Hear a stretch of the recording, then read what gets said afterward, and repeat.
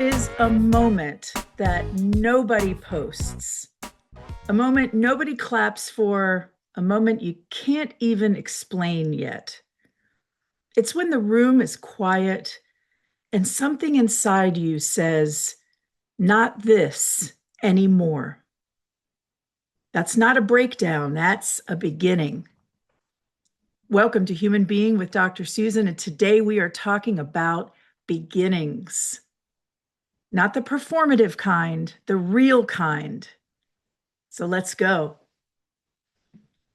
Welcome. I'm glad you're here. I'm Susan Hendrick, and I'm your host, Human Being with Dr. Susan, here on Sandcastle Radio. And wherever you're listening from, your car, your kitchen, the treadmill, the shower, the quiet corner of a room where you finally have 3 uninterrupted minutes, I want you to hear this clearly. You don't have to fix anything during this hour. You don't have to prove anything. You don't have to arrive anywhere. Today's episode is about beginnings. Not the kind that come with fireworks and confetti and a perfectly curated caption. Not the kind that only begin once everything is clear and stable and approved by everyone you care about. We're talking about real beginnings, the quiet ones, the inconvenient ones, the ones that start long before anyone else can see them. And I'll say something else that might surprise you. Beginnings don't usually feel like hope at first. They feel like tension, like restlessness. Oh, speaking of restlessness, we have a surprise today. Hey, Jeff.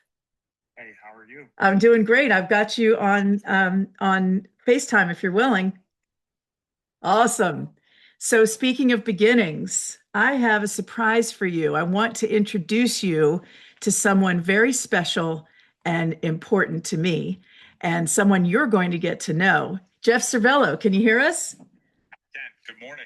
Awesome. So this surprise is for you. Jeff Servello is an executive leadership coach, an influencer, and a complete rock star, if you ask me. And importantly, Jeff is going to be the co-host of a new show coming soon. Jeff, tell us about your new show. Thanks, Susan. I think it's our show, right? It sure is. That's right. Imperfect, Better After Broken, where you and I will explore stories of how the best things come after people find adversity and grow and learn, and how sometimes life's unexpected challenges bring the greatest gifts to folks. Oh my gosh, I'm really looking forward to co-hosting with you, Jeff. Better After Broken. The show is imperfect. Doesn't that feel safe and sound to be able to join an experience where 2 people hang out and talk about what it's like to put the pieces back together? This show, Jeff, it's going to be Sunday nights at 6 p.m. Eastern. I am so excited to do this with you. Let's make it happen. Absolutely, Susan. I can't wait. And thank you for sharing your time with me this morning. And I look forward to us having a great show and listening to your show today. Awesome. Thanks, Jeff. Have a great day. We'll see you soon. Take care, Susan. Take care. Bye-bye. Bye. How about that? So today, everybody, I'm trying something brand new, doing new beginnings and bringing somebody live onto the show. I've never done that before, and I'm really excited about it. And I learned from Pete last night, Pete Perez, our amazing co-owner, co-founder of Sandcastle Radio, along with Dr. Debs, who we got to speak to last night, that this show is being broadcast live in the parking lot in Pensacola, Florida, at the studio. And that just makes me so excited and nervous at the same time. And that's what beginnings are all about. Putting yourself out there, real beginnings. A lot of times those beginnings are quiet, they're inconvenient, they're scary, and they do start long before anybody else can see them. So if you're listening today and something in your life feels slightly misaligned or profoundly undone, this episode is for you. If something is ending, but you don't know what comes next, this is for you. And if you're exhausted in a way that rest doesn't fix, this is for you. Beginnings feel like restlessness, like a subtle internal friction, like you're wearing a sweater that used to fit and suddenly it doesn't, and it's itchy and scratchy, and you can't ignore it anymore. Beginnings are not events, they're processes. And most of us were never taught how to live inside a process without rushing it, forcing it, or abandoning it the moment discomfort shows up. So today we're going to slow down. We're going to widen the lens. We're going to reclaim beginnings as something deeply human rather than something we have to perform well. Let's take one breath together right now. Inhale, 1, 2, 3, 4. Hold it. And exhale, 2, 3, 4, 5, 6. Good. You're already doing it. You're already beginning. And even if that inhale and exhale moment didn't go exactly as prescribed, you're trying. Beginnings are about trying. Now, I'm going to start with a concept you might not have heard of before. It's called the empty room principle. The empty room principle, why real authority is built when no one is applauding. So most people think influence is forged in front of crowds, stages, comments, likes, standing ovations. But influence doesn't begin in full rooms. It begins in empty ones. Every market, every mission, every calling, every creative act has a phase that no one wants to post about.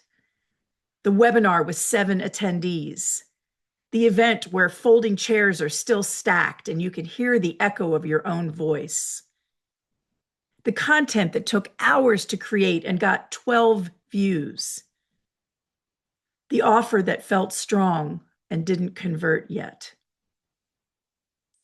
This phase isn't failure, it's qualification. Empty rooms do something full rooms never can. They remove external validation. And when no one is watching, you discover whether your message is conviction-driven or applause-driven. Whether your confidence is internal or rented from the crowd. Whether your work solves a real problem or just sounds impressive. Empty rooms force precision. Precision creates resonance, and resonance creates demand. If you can refine your message in an empty room, the room eventually fills itself. But if you wait for the room to fill before you refine the message, you'll spend your entire life chasing attention instead of building authority. That's why the best speakers obsess over rehearsals no one sees. It's why the highest landing offers were rewritten long before they were celebrated, and why the strongest brands were built long before they were believed. Your quiet season is not a pause, it's a sharpening.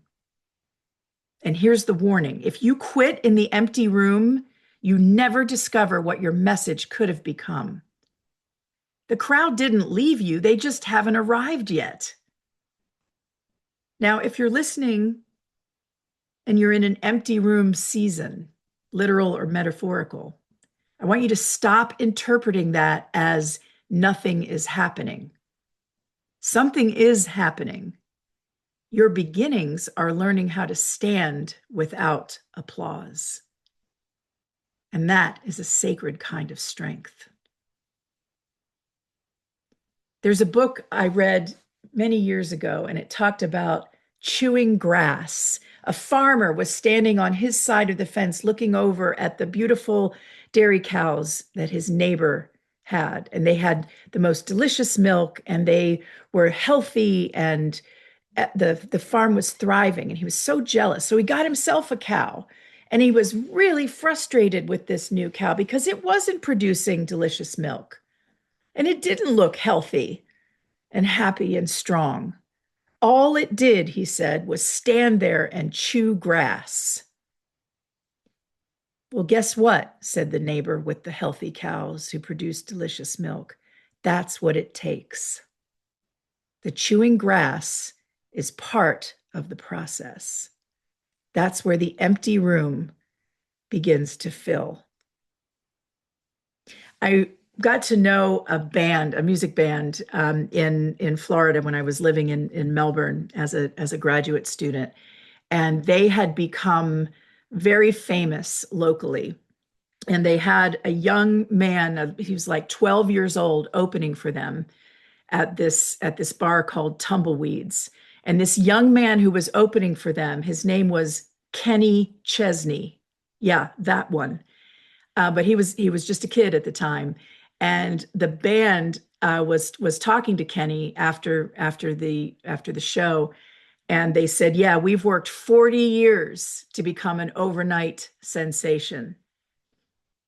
Give it time, kid." Well, we know what happened to Kenny Chesney's story. And that band that I would listen to every weekend, they didn't quite go all that much farther, but they had the times of their life.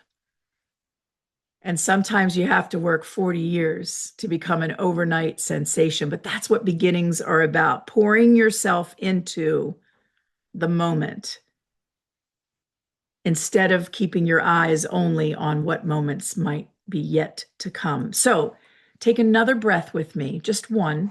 Inhale and exhale. And here is our anchor line for today. Beginnings are not events, they are processes. And most processes look unimpressive in the beginning. They look like not knowing, like tiny steps. They look like practice. They look like repetition. They look like showing up again after nobody noticed. So if you're waiting for a beginning to feel like certainty, you're going to miss your life. Beginnings don't offer certainty first. They offer an invitation. And the invitation is usually quiet. That's why beginnings feel so hard. Let's talk about why beginnings are often uncomfortable. We tend to associate beginnings with excitement and possibility. And sometimes they are, but more often, beginnings arrive wearing the clothes of loss. Because every beginning contains an ending. To begin something new means letting go of an identity that once worked, acknowledging that something you invested in no longer fits, accepting that certainty is temporarily unavailable. Psychologist William Bridges said something powerful. It isn't the changes that do you in, it's the transitions. The transitions to get you to that change. A transition is the inner reorientation that happens after an external change. And the transitions are messy. They include grief, confusion, disorientation. You can be excited and sad at the same time. That's not a problem to solve. That's just being human being. Historically, cultures understood this better than modern life does.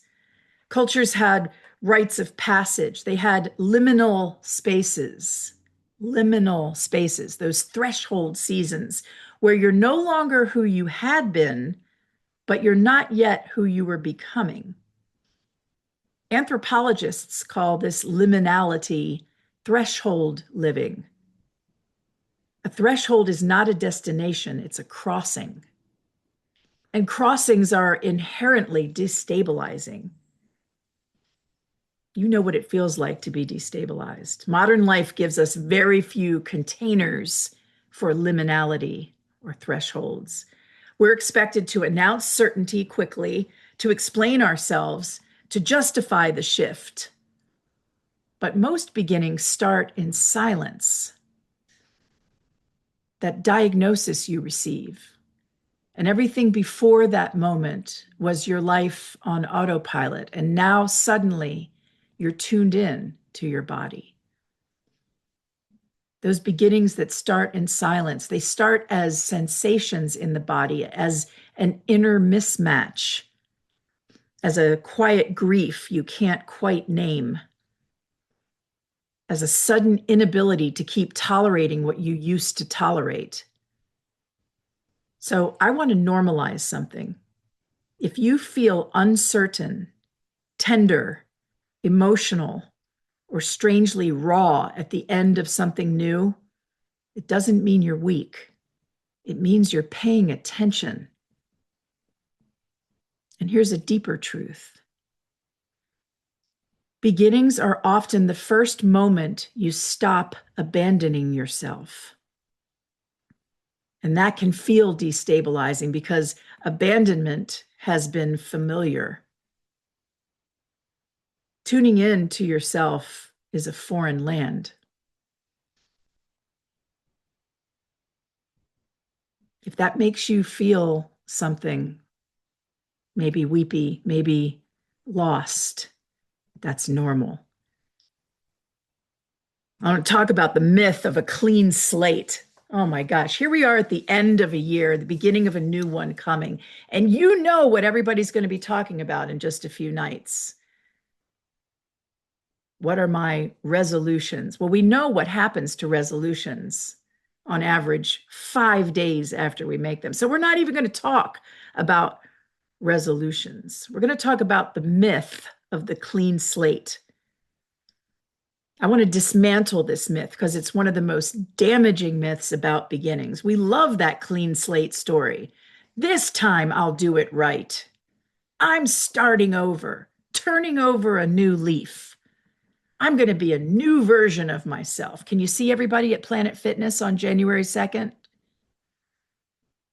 But here's the truth. There is no clean slate. And that's not failure. It's a gift.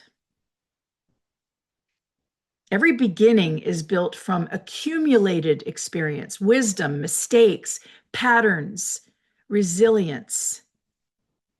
The past does not disappear because you declare a new chapter. So instead of trying to erase the past, we integrate it. Because when we erase the past, we lose its intelligence. When we integrate it, we gain depth. T.S. Eliot said, "We shall not cease from exploration. At the end of all of our exploring will be to arrive where we started and know the place for the first time." Beginnings are rarely about becoming someone else. They're about returning to yourself with greater clarity. So after that diagnosis, you look in the mirror differently and you see the you that's been there all along, but you take you more seriously. Maybe you have more tenderness toward yourself. I want to name something I see constantly in leadership and coaching. People do not burn out because they fail. They burn out because they outgrow something and stay anyway. A beginning often starts with a quiet realization, I can't keep pretending this works. That's not weakness, that's discernment, that's self-respect. And by the way, self-respect often feels like loss at first because it comes with endings. You stop negotiating the truth. You stop betraying yourself to keep the peace. And if you've been trained to equate peace with no conflict, self-respect can feel like a shock, but it's a beginning. So I have a personal story I want to tell you. It's a little tender, but I'm not living into my preaching if I don't tell you my truth. So this one is about the no before the yes. One of the most significant beginnings in my life did not start with a decision. It started with resistance. On the outside, everything looked fine. I was functional, I was productive, I was competent, I was, quote, successful, end quote, whatever that means. But on the inside, something had shifted. I was exhausted in a way that rest didn't fix. My creativity narrowed instead of expanded. I was performing competence rather than inhabiting it. And at first, I did what many of us do. I tried to optimize the wrong thing. I worked harder. I refined my messaging. I got more efficient. And I told myself, this is just a season. But the body knows before the mind catches up. There came a moment, small, almost unremarkable, when I realized I was no longer willing to betray myself to maintain an image of stability. It was a really strange sensation. I was sitting in a meeting and a pattern was repeating itself where there was some dysfunction and just not a healthy situation. And I'm sitting in that same meeting where so many times before I'd smoothed things over, I'd made it all better, I'd made it okay for the person that was mistreating others. And something shifted in me. And that was the beginning, not the action I made, not the announcement, not the internal refusal to tolerate it anymore. It was just an internal knowing, a shift. Not this anymore. Beginnings often start as no's before they become yeses. And that doesn't have to be loud, it just has to be honest. This is important. Sometimes a beginning is simply the moment you stop lying to yourself. That's it. No fireworks, no applause, just truth. And truth is always a beginning. I made my announcement less than 48 hours after that moment. It's like everything shifted into place. But before then, I was chewing grass. I was observing. I was struggling, suffering, but not willing to admit it to myself. And instead of trying to come into recognition and truth, I was trying to fix something that wasn't meant to be fixed. You know, Nemo, my orange kitty cat, just joined me here. If you could see him, it's almost like he knew that moment when everything shifted and I needed to make a big change. And he just came to climb into my arms to celebrate that moment. Thanks, Nemo. Now, music, memory, and beginnings. Music understands beginnings better than language does. And I want to bring into you today two songs because they carry the theme of this episode in a way that's almost medicinal for me. The first one is called Closing Time by Semisonic. Closing Time. Most people think it's a song about endings. Last call, lights coming up, chairs on tables, go home. But there's the twist that makes it a perfect companion for today. Closing Time was written by Dan Wilson, and he later shared that that song was actually inspired by a beginning, becoming a parent. The moment one life closes, so another can start. So yes, Closing Time is about an ending, but it's also about a threshold, a liminal space. And that's the paradox we miss. What feels like an ending is often a doorway. What feels like loss is often preparation. What feels like this chapter is over is often you're being asked to step forward. So when something closes, a role, a season, a version of yourself, it's not proof you failed. It might be proof you're ready. Closing time doesn't mean the story is done. It means something new is ready to begin. What in your life is ready to begin?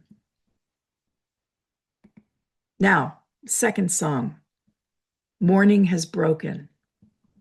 So I want to tell you why I love Morning Has Broken, first of all. So at work recently, we did a holiday celebration. And in preparation for that celebration, we asked everybody, what's your favorite song? And I shared in that moment, the song that came to my mind, Morning Has Broken. Morning Has Broken.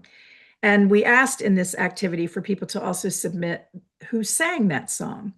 And I decided to submit Morning Has Broken as sung by my mom. My mom, Virginia, has the most beautiful voice I've ever heard. She sounds like a dove, an angel. And when she would sing Morning Has Broken by Cat Stevens, it would transform the room. It would take people to another place. And much of that was because my mom's beautiful voice. And then I tune in to the words of that song that sound so simple until you really listen. Those words were written by Eleanor Farjeon, and the melody is commonly associated with the traditional tune Bunasan. But it's Cat Stevens that made the song famous, except in my house, it was my mom. What does the song say? Morning has broken like the first morning. Not the 100th, not the routine morning, the first morning. That line is a reset button for the soul because it reminds us that beginnings don't always arrive with noise and urgency, pomp and circumstance. Sometimes they arrive quietly with light, breath, and the simple fact that you are still here. Put these two songs together, Closing Time and Morning Has Broken, and the message sharpens. Endings clear the room. Beginnings bring the light. The door closing behind you and the light breaking ahead of you are part of the same movement. So if you're in a closing time season, I want you to remember the room is empty on purpose. It's making space. And if you're in a Morning Has Broken season, I want you to remember you don't have to earn the light. You just have to receive it. Anais Nin said, and the day came when the risk to remain tight in a bud was more painful than the risk it took to blossom. What season are you in? And how are you ready to blossom? My dad had decided at our coin club that he was done giving talks. He had stood in front of the club several times and shared excellent lecture, presentation, interactive discussion on coin chemistry. And people loved it. It went viral online. But more importantly to us in the room, people still brought up this one session years after he'd held it. And I said, Dad, you got to talk again. Nah, I'm done. Well, lo and behold, this guy, born in 1938, said, I'm not done. And he is preparing another talk because he allowed one ending to become the open door to a new beginning, a new twist. And I heard him using language of anticipation and hope, like, well, maybe I'll put this twist on it. Maybe I'll look at it from this angle this time. That's a beginning, and it's a form of reinvention just when you think you're done telling your story. Okay, now you're busted. Ready for this. Your brain, your tabs, and your beginning. I want to pivot into something modern and oddly revealing, browser tabs. You know, Chrome, Edge, whatever you have open that has the different sites you're visiting. If you have dozens of tabs open at all times and you feel weirdly anxious about closing those tabs, even when you haven't looked at them in weeks, there is a reason. Kyle Cox shared some very interesting research. Some people think in a straight line, one thing, then the next, then the next. That's linear processing, and that is not me. Other people, like me, think more in a constellation, multiple nodes, multiple connections, ideas linking across categories. That's associative processing. High tab users often show stronger associative thinking, faster connection making between unrelated concepts. Parallel thinking. Two different concepts at the same time that just might intersect, so I better leave them both open. And here's the important part. Those tabs are not just web pages. They are placeholders for cognitive threads. Closing a tab can feel like losing access to a thought you might need later. So you keep them open, not because you're messy, but because your brain is holding possibility. And sometimes, let's be honest, when your browser crashes, you feel a weird relief because the crash did what your nervous system couldn't do.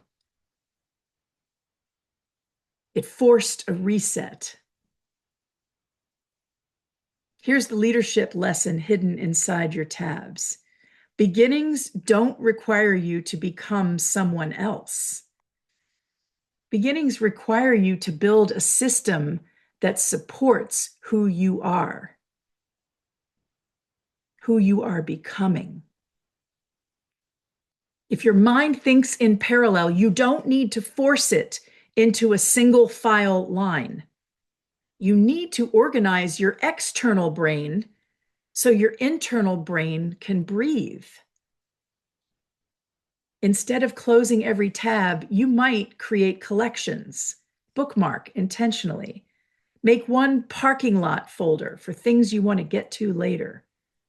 Keep one active window and one storage window, or do a weekly tab audit. 5 minutes, not 50. This isn't about tidiness, it's about nervous system safety. We've talked before about open loops. Open loops drain energy. And this matters for beginnings because beginnings require energy. Beginnings aren't just emotional, they're physiological. And when your working memory is overloaded, your executive function drops, your ability to choose declines, your ability to regulate shrinks. So if you want to begin well, you have to protect your cognitive bandwidth. As Mary Oliver said, tell me, what is it you plan to do with your one wild and precious life? I'm going to tell you now about one of my earliest real beginnings. It was 1987. We were driving west from Wilmington, Delaware on Route 322. My dad was going to drop me off at Penn State. I was an adult now, going off to college. But up until that moment, I had been a big fish in my little pond. I knew the hallways, I knew the teachers, I knew where I belonged.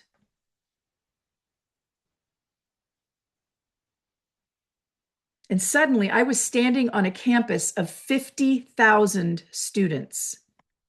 50,000. I remember the sound first, voices everywhere, footsteps, doors slamming, laughter that wasn't meant for me. I remember the size of the buildings, the way everything felt, indifferent, not noticing me. No one was waiting for me. No one knew my name. No one cared that I'd been smart or capable or known back home.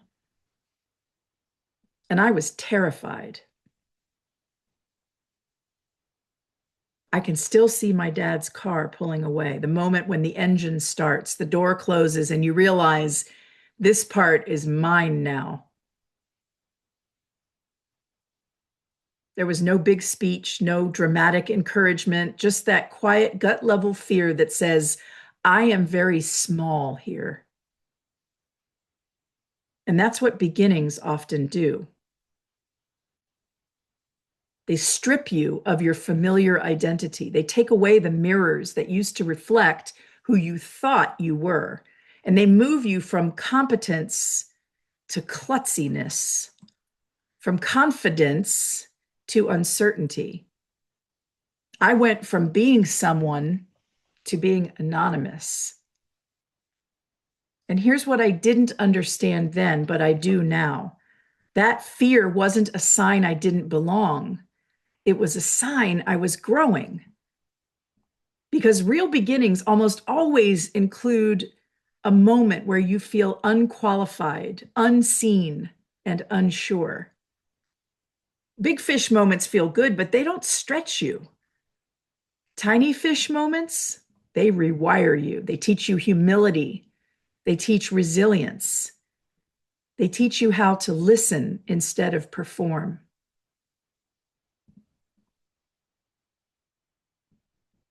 Let's go back to that moment in 1987 with my dad dropping me off at Penn State. Until then, being that big fish, I moved with confidence. And then all of a sudden, I was small and awkward and clumsy. And my dad must have seen it on my face, my thinking, I don't know how I'm going to do this. Because just before he got back into the car, he said something I've never forgotten. Look around you. Every single person you see here, they're starting the same way you are. They're scared too. They're leaving something familiar. They're wondering if they belong. And then he said something simple. Be yourself. Not a lecture, not a pep talk, just the truth. Everyone else you see here has the same beginning, the same fear, the same uncertainty. You're not behind. You're not uniquely unqualified. You're not the only one pretending to be braver than you feel. You're just beginning. I watched his car pull away, and that familiar moment when the engine started and the door closed, I realized this part is mine. That fear wasn't evidence I didn't belong. It was evidence that I was exactly where growth begins. Beginnings strip away those labels that used to hold us up, and they move us from known to unknown. And the most grounding thing you can hear at the edge of a beginning like that is this. You don't need to be different. You don't need to be impressive, and you don't need to figure it all out. Everyone here is starting scared. So be yourself and stay after the car pulls away. Ooh, that's powerful. And then I came across a quote from Toni Morrison, and she said, if there's a book that you want to read, but it hasn't been written yet, then you must write it. And that's when my book of Penn State started writing itself, because I was now on my own. So I walked over to Eisenhower Auditorium with a little more pep in my step, wiped away the tears, and put my ready to start something new hat on. And I'm sitting in this auditorium with thousands of other students, freshmen like me. And the commencement speaker, Graham Spanier, who later became the president of Penn State, said, "Look to your left and look to your right. Only one of you will be here at the end of 4 years." That gave me shudders of fear. And why would he say something like that? What he wanted us to hear is this new beginning requires you to make an intentional investment. And I took that challenge seriously. Now, speaking of parents, you can be calm all day. You can be kind to strangers. You can be patient at work. You can be understanding with your partner. And then somehow you talk to your parents and suddenly you're irritated, defensive, and sharp. Why is that? Here's why. Your nervous system goes back in time. With parents, you're not just an adult, you're also the child you once were. Old roles wake up, old wounds reactivate, old expectations surface automatically. And parents often still talk to the version of you they remember, not who you are now, but who you were when they had formal authority over you and responsibility for you. And that gap creates tension you can't logically explain. So unresolved childhood emotions can resurface, feeling unheard or not enough, controlled, dismissed. You're not reacting to the conversation in the moment, you're reacting to the history. And being with your parents often triggers shoulds. You should, you need to, you always. Even said lovingly, it hits the part of you that fought for independence. So here's a key insight I want to offer. Anger towards parents is rarely hatred. It's grief for a connection you wanted but didn't fully get. I got lucky with my folks. There was a connection. But even with healthy connections, there's healing to do. Healing doesn't start by fixing grief. It starts by recognizing which emotions don't belong to the present moment. Sometimes maturity isn't reacting better, it's understanding why you react at all. And that understanding, that is a beginning.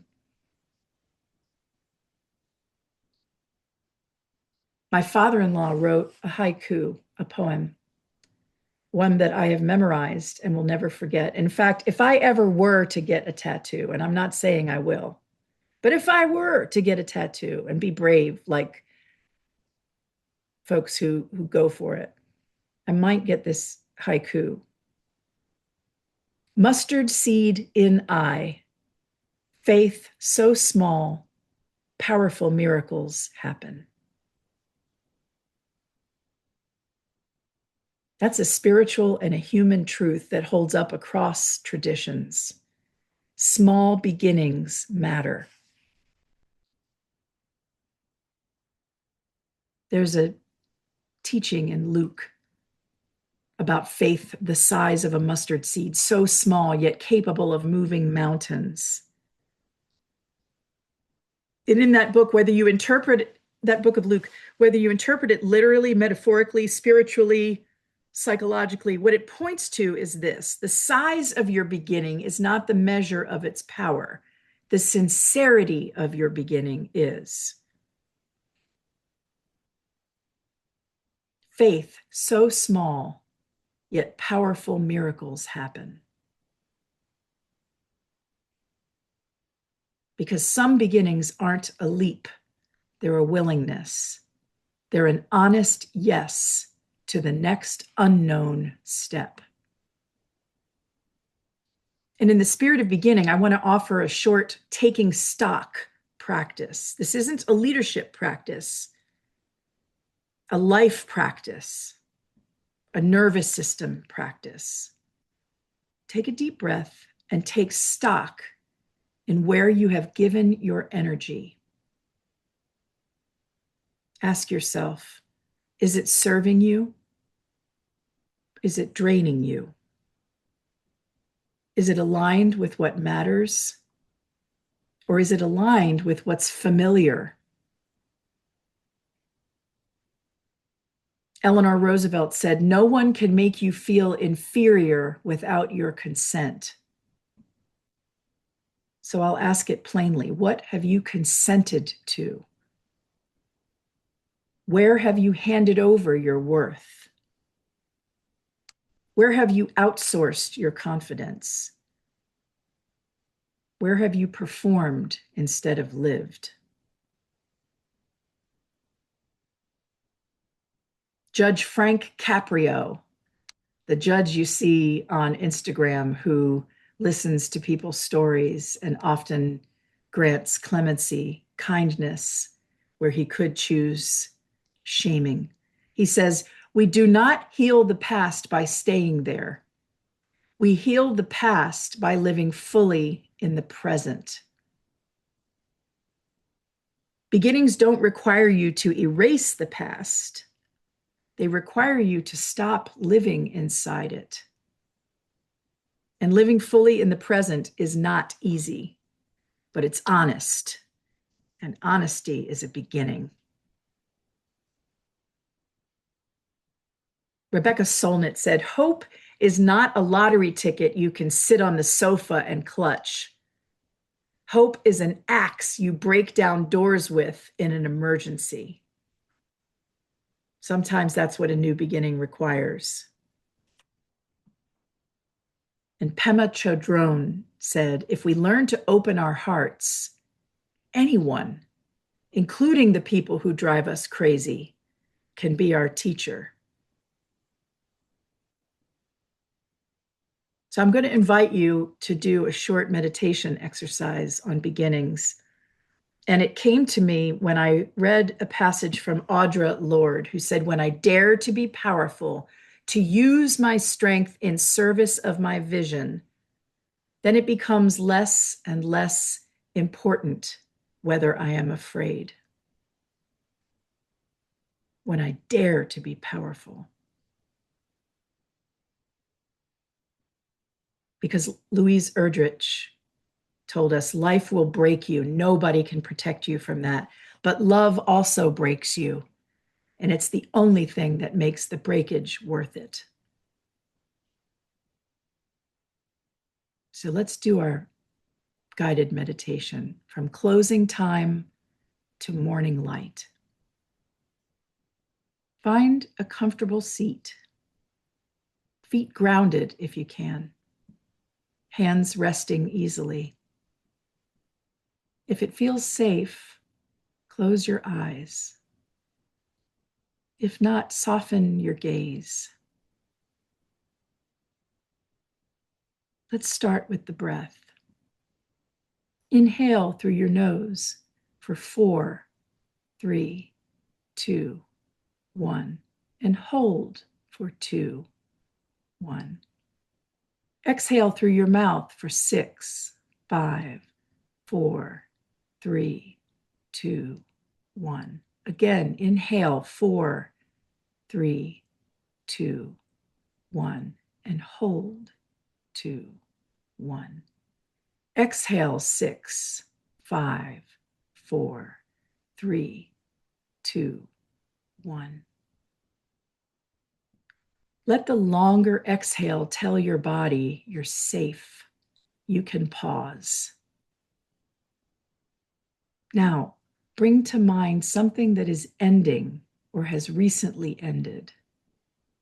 A role, a season, an expectation, a version of you. No analysis, just name it silently. Imagine it like a room at closing time. Not harsh, not punitive, just complete. With your next inhale, acknowledge what this season gave you. And with your exhale, set down what you don't need to carry forward. Inhale, 4, gratitude. Exhale, 6, release. You are not being pushed out. You are being cleared forward. Now picture a doorway. Behind you, what's complete. Ahead of you, what isn't fully formed yet. That liminal space is not emptiness, it's possibility. Inhale, 4, steady. Exhale, 6, spacious. Now imagine morning light, soft, unforced, enough light for the next step. And silently repeat, this is a first morning. Not a repeat, not a routine, a first. Ask yourself quietly, what wants to begin in me, even if it's small?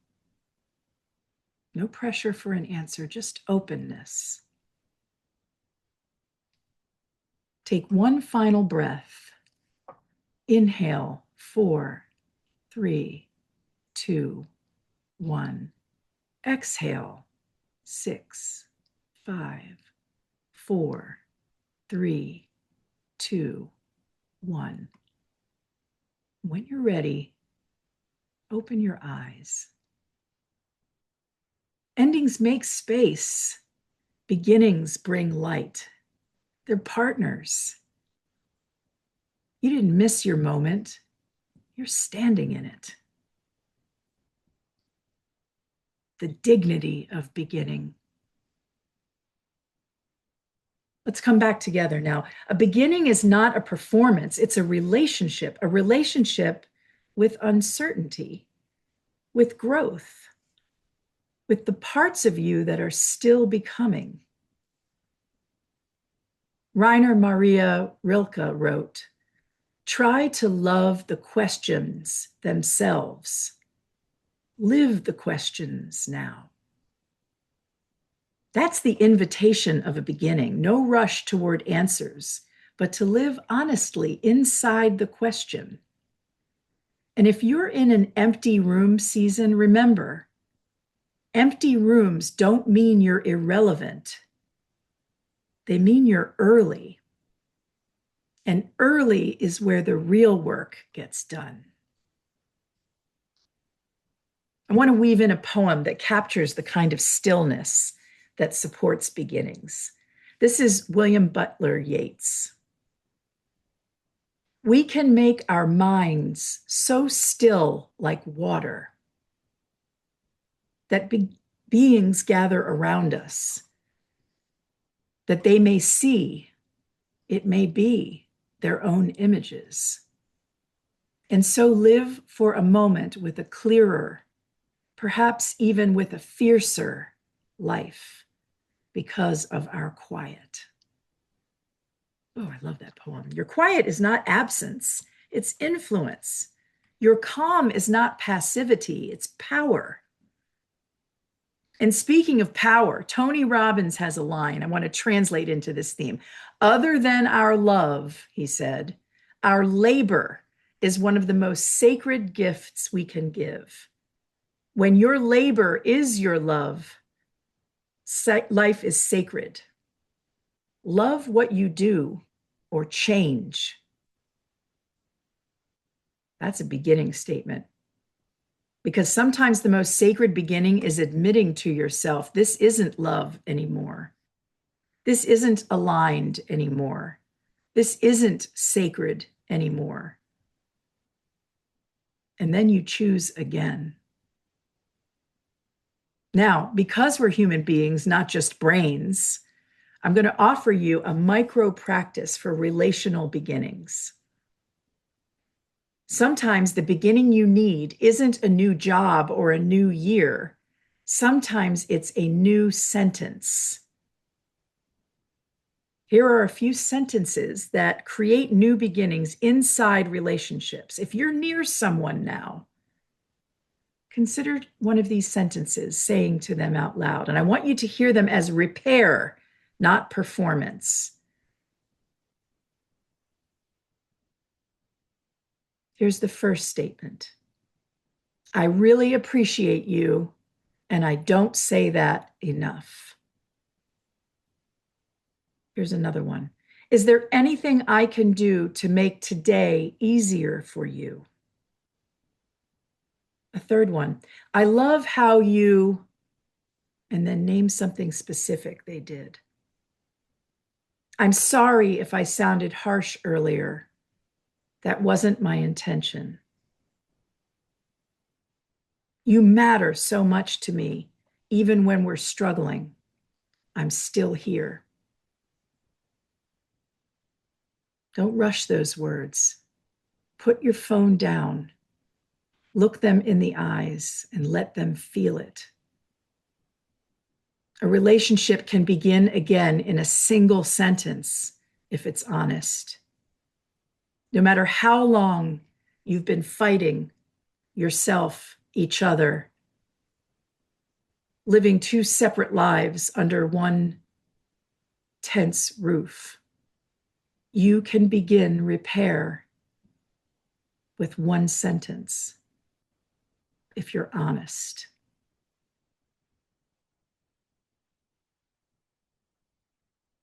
My therapist once said to me, it's all about the repair. We break ourselves and each other over and over again. It's all about the repair. So this week, let your beginnings be simple, short, one sentence at a time. Beginnings with honesty. And if this moment mattered to you today, joining me here on Human Being with Dr. Susan, you're not alone. We shared this time together. And I'm grateful for you. You helped me have a new beginning today by bringing beginnings to you in the form of this podcast. I want to invite you to join me, find Human Being with Dr. Susan on Instagram or Facebook, YouTube. Join us in Discord on Sandcastle Radio /Human Being, where together we will practice the pause and begin again. Not perfectly, but perfectly human.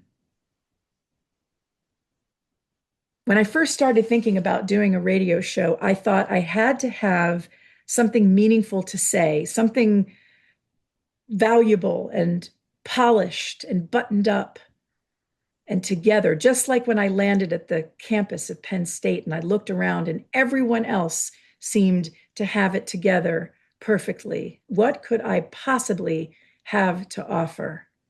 And if I could go back to 1987, to that moment as a freshman, and tell myself something new about beginnings, I would say, you are enough. Just be yourself. What a powerful message. I hope you'll join me again every Saturday, 10 a.m. Eastern Time. You can rewatch episodes on socials.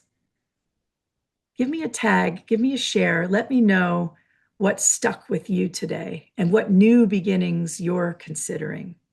Be bold, be brave, and be yourself. Until next time, stay human. I'm Susan Hendrick, and this is Human Being with Dr. Susan. Thanks for joining me.